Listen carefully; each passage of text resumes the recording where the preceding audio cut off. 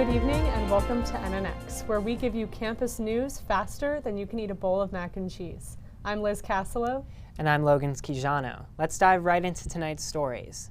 This month is Sexual Assault Awareness Month, and new spaces are holding events for those impacted by sexual violence. NNN's Mikayla Denault has more.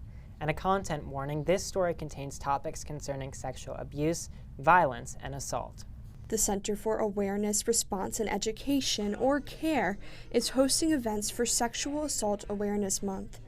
For Lynn Ahn, a survivor of sexual assault, the programming provides community and storytelling. And I was just continuously denied over and over again. CARE works with student groups within their office like SHAPE, MARS, and Speak for Change, a survivor-centered group that continues conversations and support for those impacted by sexual violence. Speak was a way for an avenue to advocate not only for myself but for other survivors. Students and faculty work together in these organizations to offer events like a resource fair, guest speakers, and the National Clothesline Project. We see ourselves as really space holders in a container by which survivors feel empowered. Their work transcends this month, and they try to promote a community that is safe and survivor-centered. According to a 2019 campus climate survey by the Office of Equity, more than 11% of student respondents reported at least one incident of non-consensual sexual contact since enrolling at Northwestern. Students say they hope the awareness created by these April events translates into action. People just don't, despite all the information being out there, know or understand or care. So I hope that they do. Fostering safe and inclusive communities at Northwestern. Mikayla Denault, Northwestern News Network.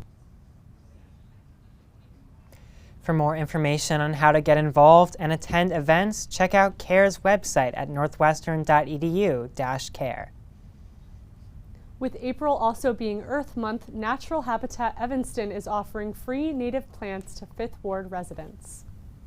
Leslie Shad, founder of Natural Habitat, hopes the initiative will help develop Evanston's tree canopy. By doing so, she seeks to locally combat rising temperatures and provide habitats for native birds, bugs, and butterflies. The program includes native trees and plants for residential landscaping.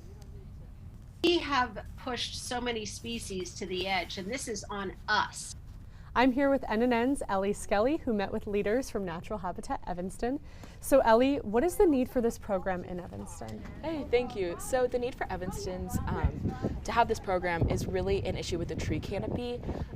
Trees in Evanston provide a lot of coverage, a lot of shade, which helps with heating and energy. It provides natural habitats for, native animals like birds, bugs, squirrels, all sorts of things that really contribute to our ecology here. And without it, Evanston's climate rises, Evanston loses a lot of pollination, and it can cause a really big issue. Yeah, okay, I see. So who is eligible to apply to the program? Any and all Fifth Ward residents are eligible, but they must be committed to caring for the plant. They must be committed to watering it, to making sure that it's thriving and growing in their lawn or in their garden. And if they want to apply, they can email habitat@naturalhabitatevanston.org or fill out a Google form on the website. Nice. Thanks, Ellie. Logan? Restoring Evanston's tree coverage is just one of the efforts the Evanston community is taking during Earth Month. This Friday, April 22nd, celebrates Earth Day, and many events are taking place on and off campus. Northwestern is hosting an all-night Earth Day event called Generations of Environmental Justice, while Evanston features a 10-second climate film festival on April 22nd and a cleanup on April 23rd, fostering community through green activities. Now shifting into COVID numbers on campus, from April 8th to the 14th, the number of COVID cases on campus increased to 304 new positives. The positivity rate hit 5.91%. Now to green initiatives on campus, members of Students in Engineering for a Sustainable World, or ESW, are working on projects to address climate change. One of the projects, Auto Aquaponics, is an automated indoor farming system that recycles all the water and nutrients necessary for plants to grow. Agriculture is the biggest use of water worldwide, and the aquaponics lower water waste, While the automation allows the system to function without continuous human labor, the team says they hope their projects can help slow climate change. Whether those are big things or small things, whether it's like individually or through a student group such as ESW, I think that's an important way to kind of show that we care and that we're trying to do something about it, as opposed to just sitting idly by and kind of just letting this issue kind of take over. NNN's Gabrielle Coriati met with the ESWNU team last week and is here with us now in the studio. Gabrielle, can you tell us more about how the team is working to make their farming more accessible? Yeah, thank you so much, Logan.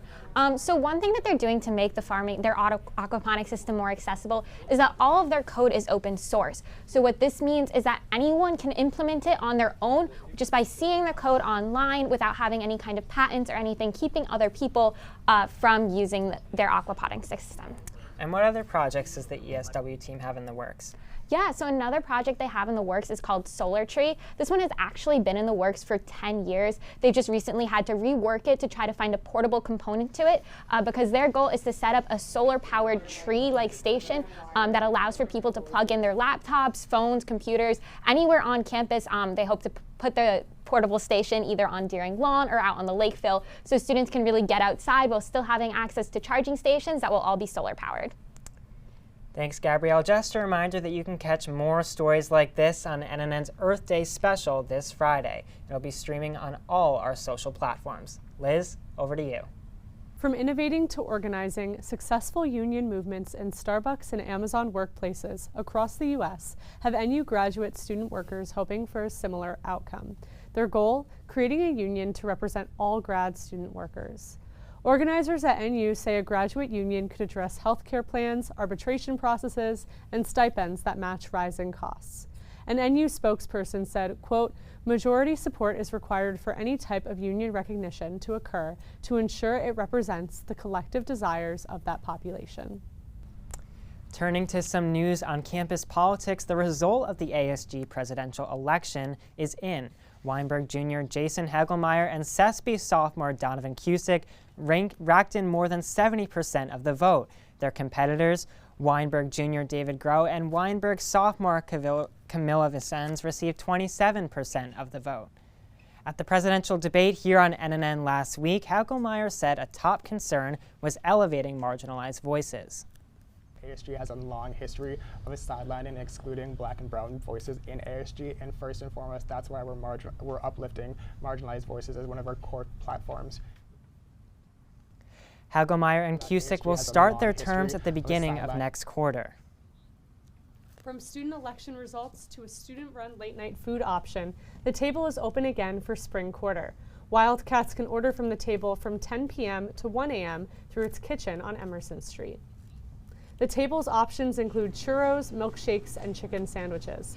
Head chef and CESP student Josh Bloom told NNN he believes the NU community is eager to support a student-run business. We don't really have any, restaurant running experience, and we're just a bunch of kids, but I think it's pretty amazing that we're able to make this happen. Head to their website at thetablenorthwestern.com. Wow, looks delicious, Liz. Have you had a chance to try the table? I did. In fall quarter, I actually had some chicken and waffles from the table on a very, very late Friday night. Have you tried it? I have not, but after seeing that, I'm definitely going to have to try it out. Well, that's all the time we have tonight. Thanks so much for watching. Stay tuned for the Northwestern News Report coming up next. I'm Liz Castello. And I'm Logan Schijano. Good night.